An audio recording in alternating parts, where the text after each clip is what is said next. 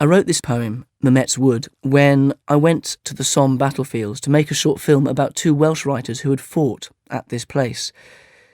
The two writers were called David Jones and Wyn Griffiths, and they wrote very, very different accounts of this dreadful battle. But it was a strange battle because there seemed to be lots of poets present. It was also where Robert Graves was wounded. Siegfried Sassoon actually watched the battle. So it's a battlefield of the Somme that appears again and again in the memoirs of poets and actually in their poetry. And I really wrote this because while I was there, they uncovered a shallow grave of 20 Allied soldiers who had been buried very, very quickly, but whoever had buried them had taken the time to actually link their arms, arm in arm.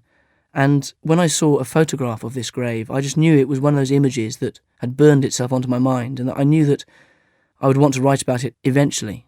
As it happens, I did, but the poem took a long time to surface, very much in the same way that those elements of the battle are still surfacing through the fields 85 years later. Mametz Wood. For years afterwards, the farmers found them, the wasted young, turning up under their plough blades as they tended the land back into itself.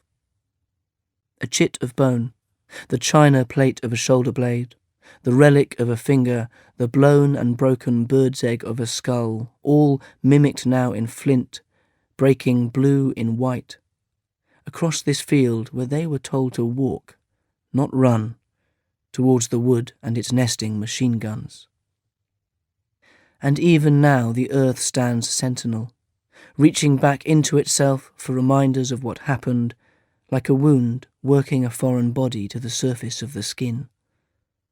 This morning, 20 men buried in one long grave, a broken mosaic of bone linked arm in arm, their skeletons paused mid-dance macabre in boots that outlasted them, their socketed heads tilted back at an angle, and their jaws, those that have them, dropped open, as if the notes they had sung have only now with this unearthing slipped from their absent tongues.